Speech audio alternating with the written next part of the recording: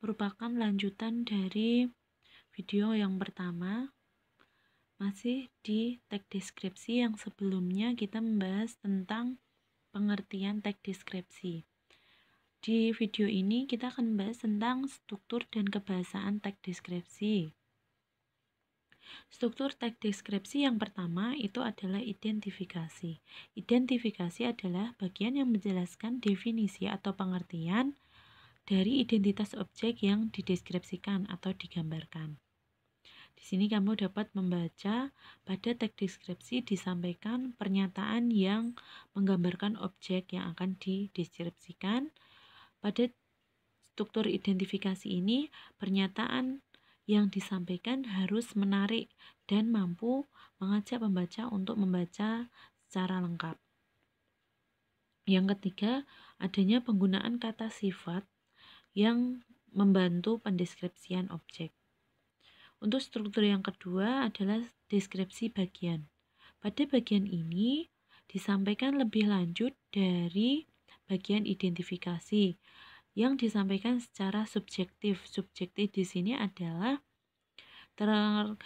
tergantung pendapat kita, tanggapan kita. Jadi masing-masing orang itu memiliki gambaran yang berbeda, itu namanya subjektif. Digambarkan dengan terperinci serta gambaran yang jelas melalui panca indera, sehingga pembaca ini benar-benar melihat, benar-benar merasakan, mendengar apa yang disampaikan oleh penulis. Yang ketiga, adanya penutup berisi kesan yaitu kekaguman atau ketertarikan penulis dari objek yang dideskripsikan, atau bisa pada penutup ini kamu mempromosikan dari objek yang kamu gambarkan. Lanjut kita ke kaidah kebahasaan. Kaidah kebahasaan yang pertama adanya penggunaan kalimat perincian untuk mengkonkretkan objek. Mengkonkretkan dari kata konkret. Konkret itu jelas.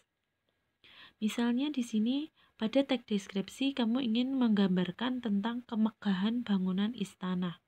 Nah, kamu dapat merincikan istana terbuat dari kayu pilihan. Istana mempunyai halaman yang luas dan bersih serta terawat. Nah, itu merupakan salah satu dari kemegahannya. Kedua, adanya penggunaan kalimat yang menggunakan panca indera. Di sini Bu Guru menggunakan dua panca indera, yaitu melihat dan merasakan. Contoh, melihat halaman rumahku sangat luas dan terawat. Berarti kamu dapat melihat bahwa halaman rumahku itu sangat luas dan terawat. Selanjutnya, seolah-olah kita merasakan taman depan rumahku sangat nyaman dan asri. Nyaman dan asri. Ini kamu dapat merasakannya.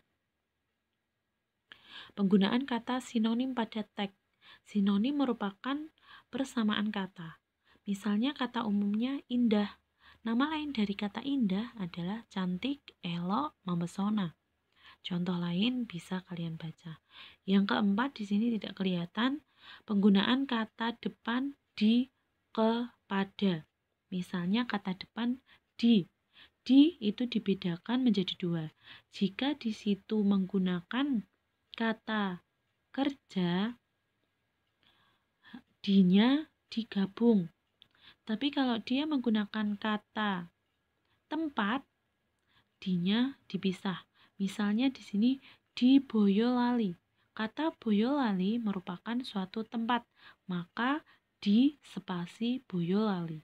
Misal di sini ada dijual. Kata jual merupakan kata kerja, maka dijual itu digabung. Kata depan ke. Jika berkunjung ke Solo, kamu akan mengetahui beberapa motif batik. Kata depan pada. Pada gambar sapi, jagung, dan gunung lebih dominan tergambar pada corak batik ini. Penggunaan huruf kapital, tanda koma, tanda titik. Misalnya Bu Guru sini akan membacakan tentang huruf kapital. Huruf kapital dipakai sebagai huruf pertama nama diri. nama orang. Misalnya Bu Guru menggunakan nama Desmond, D-nya harus besar.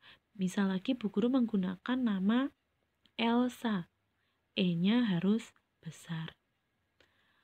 Selain itu, huruf kapital digunakan pada nama diri geografi jika kata yang mendahulunya menggambarkan kekhasan budaya.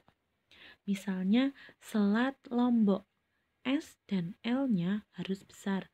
Jalan Gajah Mada, J, G, dan M harus besar. Tanda koma. Tanda koma dipakai di antara unsur dalam suatu pemerincian atau pembilangan. Misalnya, Pantai Sengginggi berada di Kecamatan Batu Layar, koma, Kabupaten Lombok Barat. Atau bisa tanda koma dipakai di belakang penghubung antar kalimat. Contohnya, jadi kita dapat menyimpulkan bahwa pantai ini wajib dikunjungi.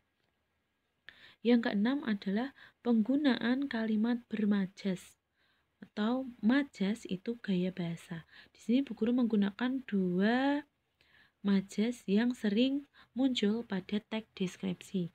Majas personifikasi adalah gaya bahasa atau kiasan yang membandingkan benda mati seakan-akan hidup bagaikan sifat manusia. Contohnya, pohon kelapa melambai-lambai tertiup angin. Kata melambai-lambai merupakan sifat manusia. Majas asosiasi adalah gaya bahasa perumpamaan. Pantai ini sangatlah indah dan bersih bagaikan surga dunia. Berarti perumpamaan bahwa pantai itu karena indah, karena bersih, maka disebut bagaikan pantai surga dunia. Mari kita mengidentifikasi struktur dan kebahasaan pada teks deskripsi yang akan guru sampaikan di akun psikologi kalian. Silahkan dikerjakan dengan sungguh-sungguh. Semangat belajar, jangan pantang menyerah. Ini merupakan video ringkasan dari struktur dan kebahasaan. Lebih lanjutnya silahkan dipelajari LKS dan buku paket kalian. Oke, wassalamualaikum warahmatullahi wabarakatuh.